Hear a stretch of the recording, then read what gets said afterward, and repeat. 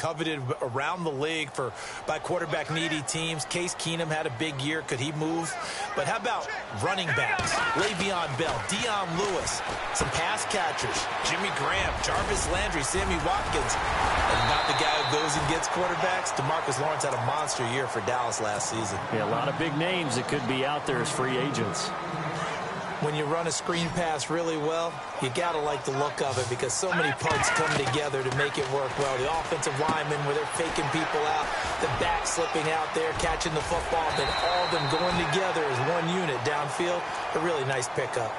Now hold everything here. We're going to get a timeout by the offense, as they'll stop it with 14 seconds to go in this first half.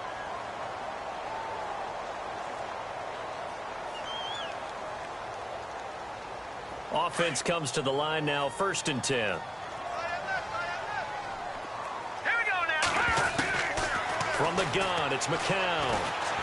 He's going to let this one go deep. And that is incomplete. 7 seconds remaining. Robbie Anderson, the man he was looking for. And it's 2nd down. Well, sometimes those cliches really come true, don't they? When they talk about it takes all 11 to play good defense. We've seen that in this ball game. I think the secondary has to be singled out, though. They are in the presence of every receiver whenever the ball's thrown.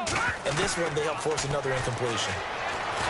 Now McCown under pressure here, and down he goes. Sacked back at about the 43-yard line.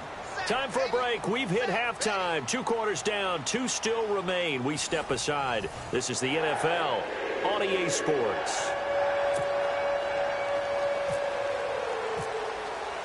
Both teams appear ready for the fight ahead, and we resume action here in quarter number 3. And no return on this one as the fair catch is signaled for and taken. And the Jets set to take the field. They're close game, but they're going to need to do a little bit better probably here in half 2, no? I would agree with that totally. I would guess it in the locker room. They talked about cleaning up some of the errors, but overall, I think they wanted to be positive with them. Guys, we're right there. Just not playing as well as we need to. Let's pick it up, and we still have a chance to win this game. Yeah, they do. We'll see if they can pick it up. They'll wind up getting 9 after tucking it and running, so it'll leave them with 2nd and a yard.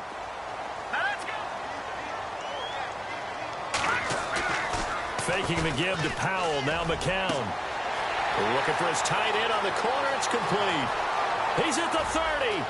10. And all the way in. Touchdown, New York. A big play there. 66 yards. And the Jets are able to strike for 6. When they drew that up, I don't think they envisioned it ending in a house call. But he got it and took it all the way home. Really impressive run after the catch, wasn't it? That was really special by him. But let's face it, in today's NFL, those tight ends are often former wide receivers or maybe even sometimes bigger running backs. They just put them in a position to get a great matchup and make plays like that. That'll be taken in the end zone. Return here. He'll be stopped just shy of the 25 at the 24-yard line. Here comes the Jags offense now. Time for their first possession of half number 2. They're down in this game. A chance for the offense, though, to put something on the board, get some momentum here in half 2. Try and get things kick-started for them. And you know at the half, they discussed how they were going to get that done. This is where scripting comes into play a lot of the time. How many plays do you script coming out of the second? Most of the time in the first half, you're scripting 12 to 16. I think in the second half, you're really scripting more like 8 to 10. Kind of a starter or an opener, whatever terminology they use. Just something to get you off to a quick start.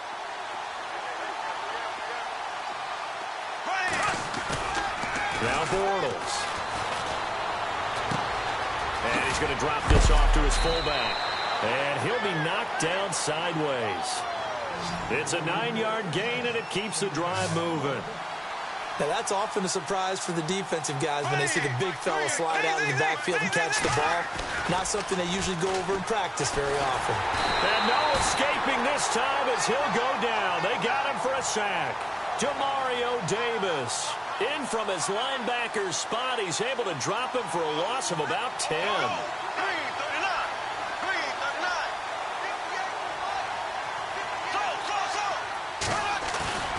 To throw, it's Bortles. It's a short one here, complete to his tight end.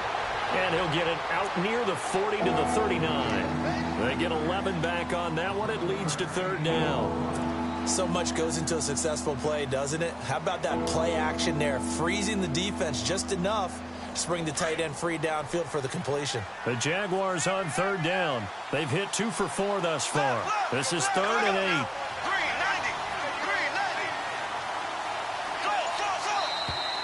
Now contact up front as penalty markers come in. Who is this against? The little leaguer there coming in from his outside linebacker position. You think the hard count got him there?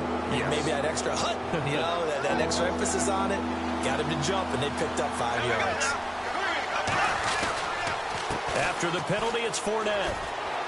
And some room to work. Just a yard on the run there, and that's going to bring us to a 4th down. Another down on the scoreboard, but the urge to go for it is almost irresistible here on 4th and short. Yeah, I know they're on their own side of the field. I was going to say. Normally I would say punt the ball away, but I'm feeling it. I say go for it. Here's Brad Nortman now. On for his second punt. He'd take a repeat of his first. They're indeed going for it as they look to throw. And this is going to be incomplete.